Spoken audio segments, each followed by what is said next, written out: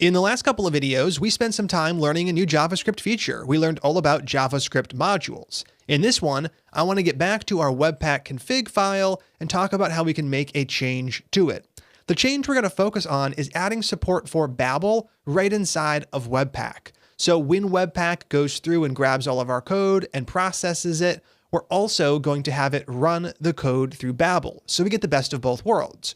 We get the advantages of Webpack, being able to use that module system, and we get the advantages of Babel, being able to run our code in a wider range of browsers. To get this done, we're going to have to use what's known as a Webpack loader. Loaders allow us to customize what happens when Webpack loads a file with its module system. In our case, we're going to be able to run that code through Babel. So we're going to be installing the Babel loader and configuring it to get everything to work. Over inside of the terminal, we can run a single command to install this, npm install babel-loader, and we're going to grab the most recent version available, that is 7.1.4.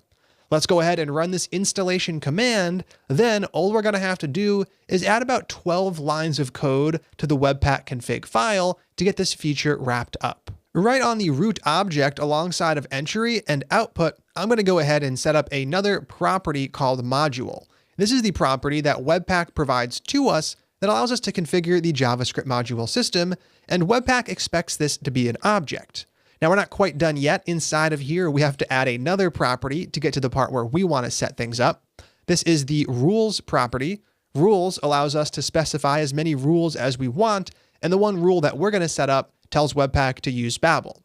So rules expects to be an array, and it expects to be an array of objects, where each object is a rule. In this case, we just want one rule to use Babel, so we only need one object in this array.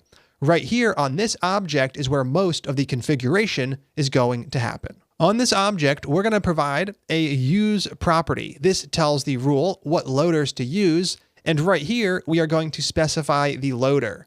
The loader being a string value, Babel-loader, the exact one we installed. Now, when we had been originally running Babel, we weren't just running Babel straight up. We had to provide some information. The output file, the input file, Webpack already knows what those are. The important one, though, was the presets. We wanted to use the env preset. We can still specify that right inside of our configuration.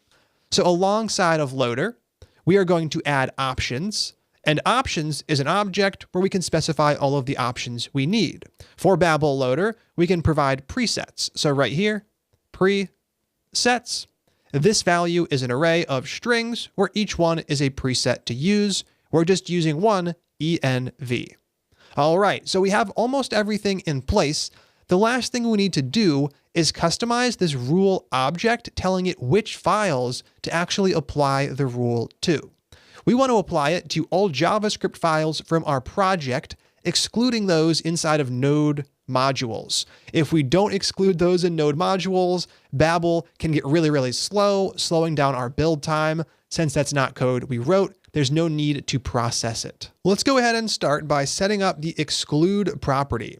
So we are going to exclude files that have something specific in their path. Now, to set up the value for exclude, we actually have to use a regular expression. A regular expression is just a way to target a string. So we can see if a given string has a given value inside of it. We're going to go ahead and set this up like the following. That is /node_modules/. So we use the forward slashes to create the regular expression. Then right inside, we type the thing we're looking for. In this case, we are trying to exclude all paths that have node modules anywhere inside. So as an example, I've copied the absolute path for a file in the node modules folder for me. Whoops, let me go ahead and put that in comments so it doesn't try to format it as JavaScript. So we have users, Andrew, desktop, JS bootcamp, boilerplate, all expected. We then go into node modules. This is where the JavaScript file is going to be caught as something that should be excluded and not processed. So it's just looking for this part of the path. Now that we have exclude knocked out, we can go ahead and set up the last property that we're going to need. This is the test property. So once again, this one is also going to be a regular expression. So we're going to add those two forward slashes with a comma, and we're going to type some stuff inside. Now, in this case, we are trying to figure out if the file has .js on the end. So if it is a JavaScript file. Right here, we're going to start off with .js. Now, the dot character in a regular expression has a special meaning.